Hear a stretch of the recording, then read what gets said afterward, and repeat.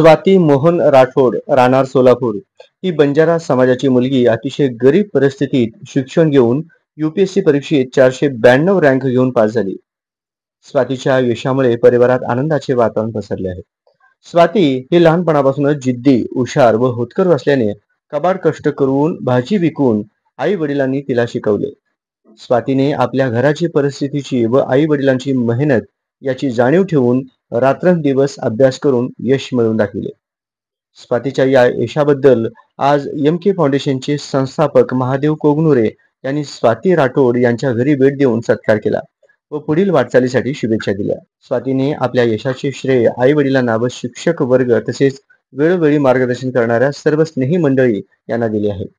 स्वातीच्या यशाने शुभेच्छांचा वर्षाव सर्व समाज बांधवांकडून व मित्रमंडळीकडून होत आहे.